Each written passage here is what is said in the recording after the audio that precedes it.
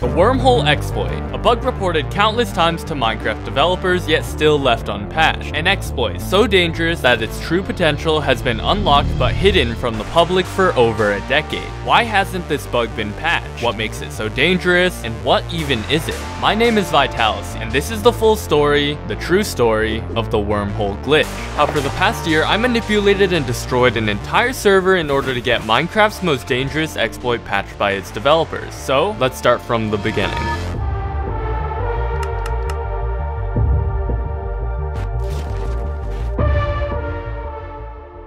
It all started in early July, when I began researching Minecraft exploits. I messed with duping, manipulating spawn mechanics, chunk loading, but nothing seemed to satisfy my desire for something greater, something beyond the face of Minecraft. Until July 14th, 2022. I came upon a video discussing the most dangerous glitch in Minecraft. Imagine being able to bring items from your own private server where you have op and creative mode onto a server like 2b2t. If possible, this bug could be game breaking. Which towards the end of the video turned out to be a completely harmless glitch. You can see that when I bring items from my local server onto the SMP, they aren't real and are purely visual ghost items. Well, at least that's what this YouTuber and the viewers believe. This is Silicat. Hello. I came in contact with him after watching the video to learn more about the seemingly useless glitch. As far as I'm aware, I was the first to actually find a consistent setup for this. Basically, the glitch works by either joining a server twice and then leaving so that you can join a different server so you are on two servers at once, or alternatively, you directly join two servers at the same time, which gives you the same effect. Basically, once you perform the glitch and you have your copy of your player on one server, when you leave your server, the copy still stays on that one server. You can just leave, join another server, and the glitch is still active. So from then on, I started messing with the glitch because I thought it had a lot of potential. I saw that chat messages and stuff were sent twice, but when you break it down to the actual useful parts, it's basically like a very weak hacked client. I would say it's not very dangerous at all. I learned a few things from talking with Silicat. Firstly, despite all the research Silicat has done, there's still many holes in the understanding of this glitch. For example, because at the time version 1.19 had just been released, he wasn't sure how many effects of the glitch still worked. And secondly, I learned exactly how to perform the glitch in 3 different ways, and also every known ability gained by executing it. For example, I learned that this exploit could be used to fly in survival Minecraft. Wait, what's this? Teleport in survival Minecraft. Double jump in survival. Fade through blocks in survival. X-ray, go in spectator mode. Spectate players, receive ghost. Unlock advanced, receive ghost. Unlock crafting, receive ghost. Literally grow taller.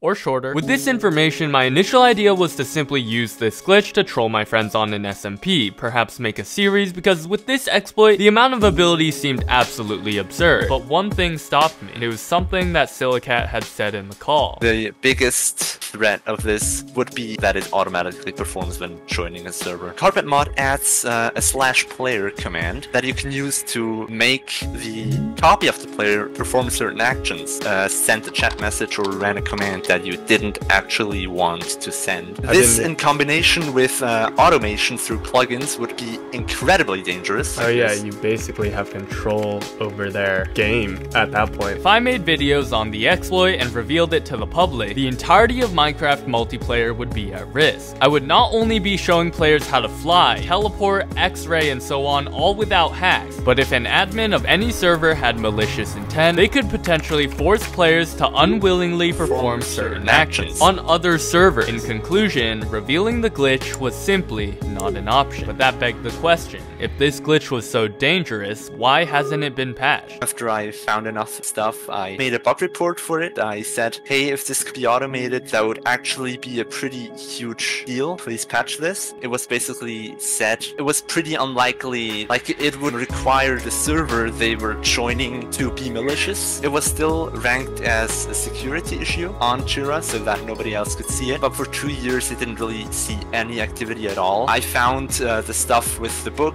with running commands on the server, so I added that to the report, but I couldn't get any more responses. The bug was continuously deemed insignificant despite its numerous reports. It was unclear how it worked, and any attempts to show that the glitch was dangerous were quickly shut down. Take this bug report for example, made in December of 2014. The reporter, Jax, states, I found that you join 2 servers at the exact same time. Sometimes I could fly. A moderator responds that it sounds similar to another report, in which the bug was dismissed as lag and said nothing about flying. Jax responds, it's a bit different. It doesn't crash the server. It technically joins 2 servers. Resolved. Scrolling through the bug reports, I was dumbfounded at the amount of resolved bug reports similar to Jax's. Silcat's bug report, however, which held the true dangers of the glitch, was the only report left unresolved and kept hidden from the public. Regardless, they still didn't believe the bug could be used maliciously. For the glitch to be truly patched, it had to be proved as a threat to Minecraft multiplayer. And that's when I step in. After hearing the story of the glitch and learning about its capabilities, I made it my goal to show Mojang that this wasn't just a harmless glitch in their game. This was an exploit powerful enough to entirely decimate Minecraft multiplayer. So I got my closest friend Subs, along with a Minecraft command expert named Spoke, to begin testing the exploit. Someone invite me to this server. I'm gonna join another server and accept the server invite at the same time. There were multiple ways to perform this glitch, so we decided to roll with the most flexible option, joining 2 servers at the same time. This could be done in vanilla Minecraft, but we used a mod called Essentials with the server invitation function to speed up the process. Oh, and the mod also comes with it comes with emotes. For now, we focus. Okay, wait. We completely lost track. Oh, good. Am I on the other server right now? Yes. What the hell? I'm on both? What the hell? Oh, what the Oh, you instantly just left. Wait. I'm getting confused. Why did it work the first time and not the second time? Bro got lucky. We couldn't consistently execute the glitch, but after 3 hours of testing, we had a breakthrough. Alright, I believe the order went Spoke kills me first. Wait, so out of curiosity, this kill, why do we have to kill exactly? I don't know. I don't. It like resets the world because now I think I'm in Subs' world after Spoke kills me. Yeah. Now you're punching. you're punching. Okay. So now I can kill Now, you here, right? yeah, Subs kills me. You're dead. It worked. It worked. I'm fully conscious. And then I do this command that spawns. Oh, that one. Oh my god! We were now able to consistently perform the glitch by joining both servers and then dying on the host server. But why was this happening? Maybe Silicat knows. I have no idea what's happening there. I can't really answer that. Now with the exploit applied, we began testing its capabilities, along with its limitations. I moved to those chords that you put in. Try more. 148. That didn't work. It is 8 blocks. Wait, that it worked through glass. I feel like a test subject, bro. Game mode, spectator mode, Vitalasy. Wait, punch me? You can. What looks like flies? Literally fly hacks. What is this? Try to fly out of the chunks. How does that work? What? What if I just enable fly?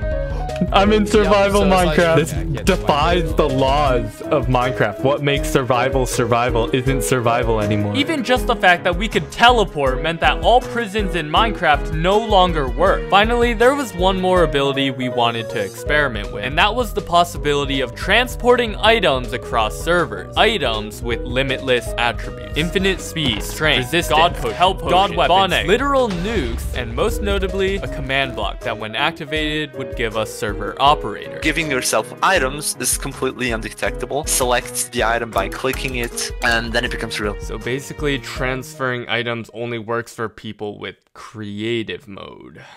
Yikes. I was starting to understand why Silicat had said this glitch was just a weak hackline, and why the moderators on the Minecraft forums had dismissed it for so long. Was this glitch even dangerous? I began questioning the realisticness of my own goals, seeing as to transfer items across servers, a player would have to be in creative mode on the receiving server. The good news was that if this was accomplished, transferring items would be completely undetectable from server console, and we could also preload the transfers with operator items beyond the creative inventory. So basically, we needed to figure out how to gain creative mode on a receiving server.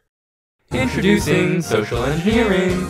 Earlier in the video, Silicat had said the exploit would be dangerous if it could be performed without the affected player's knowledge. So what if the affected player is an admin of a receiving server? Not only that, but what if we showed him how to perform the glitch? What? What? What I'm getting at here is that we could potentially manipulate a server admin into performing the glitch, saying how we're showing him a security issue on his server, when in reality, the server admin has just turned into our puppet, because as described before, this glitch could be used to make affected players inadvertently run commands. Wait, at this point, why can't you just make the admin give you /op? Timmy, we are trying to be discreet. If we use operator commands, the admin will see that we have operator. So the plan was complete, and with a target server and an admin in mind, the only thing in our way was you not hitting that subscribe button. Please subscribe. Only thing in our way was ourselves. I barely have to do any social engineering or whatever. Literally, I could just like tell Para like, hey, click on this selector. And he'd be like, okay. If we were to pull this off, we would have access to anything and everything possible in the game.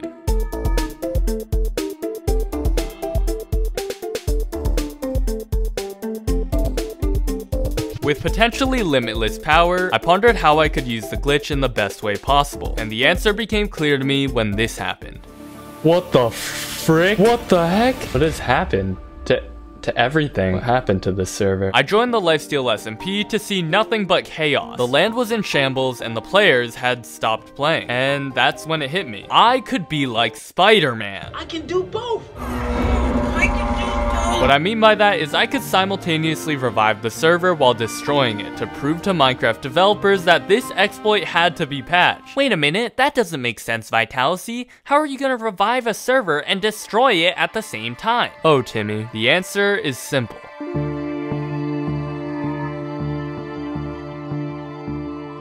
Project Wormhole officially began on January 21st, 2023. Our mission, use the Wormhole Exploit to increase server activity and fun. We'd accomplish this in 3 ways. Firstly, for the next 5 months, we'd use the exploit to keep balance on the server, as the reason people stopped playing was because of the mass disparity between powerful and weak players. Secondly, we'd use the exploit to give players a genuine feeling of having fun playing the game. And finally, we'd create a mystery on the server, hinting at a doomsday in which we would finally destroy the server in order to prove to Mojang that this glitch had catastrophic abilities. The only thing missing was to turn this potential ability to gain limitless power into a reality.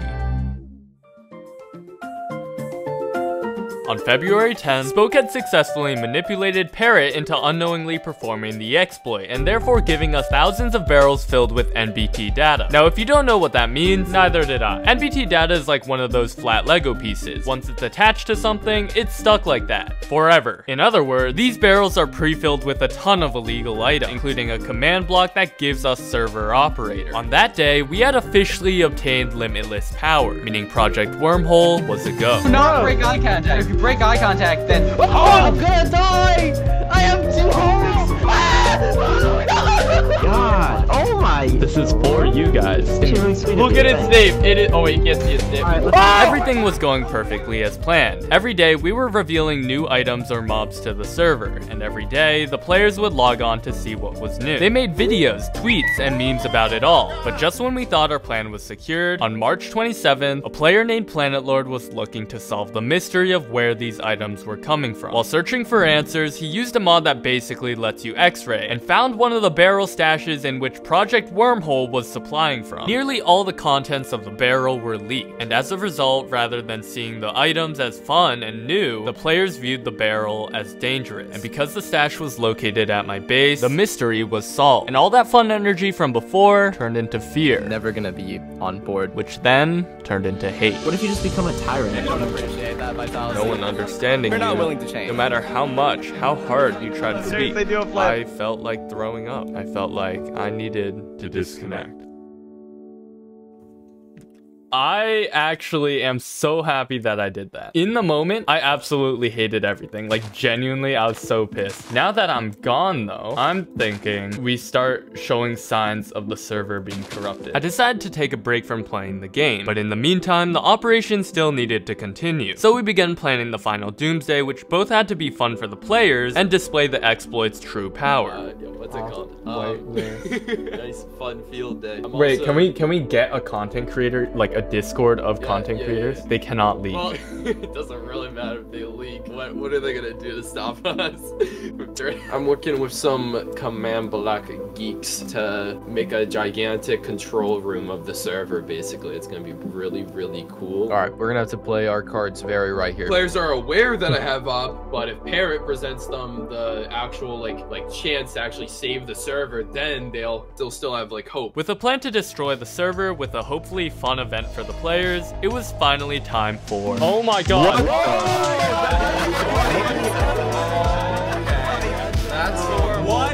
The final doomsday was in action. Each hour, Spoke would use server operator to gradually drill the server into the ground. We began by unleashing 200 YouTubers onto the private server. Oh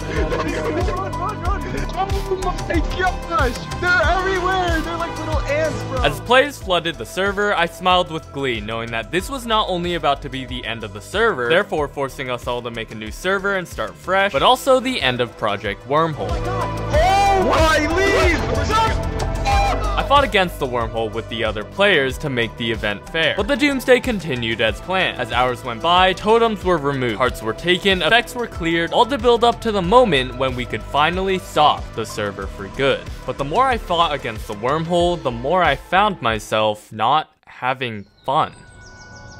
While the players had a goal to survive the wormhole event, because I knew everything, I didn't really know what to do. I could have continued mindlessly going into battle against the wormhole, but at the time, that simply didn't seem enjoyable. For so long, I had hidden behind the curtains of my great project, and now watching it unfold, I had no role to play. So seeing my best friend next to me, just as lost as I was, for the first time in 11 months, I decided to put the wormhole project aside.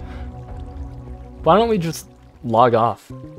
Don't you remember like the good old days of Minecraft? Building, just playing Minecraft. Yeah, why the hell does it matter what other people want? Or not really like that, but no, I get what you mean. We are doing what we want for us. Yes, that's what I meant. Ready?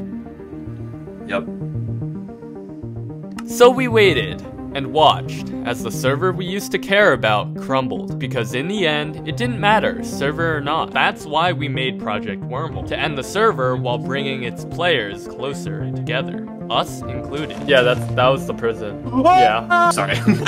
Okay, so wait, what do we want to build? Just a little house? How about we never go to the year 2035? I don't want to be 32 years of age. It's magnificent.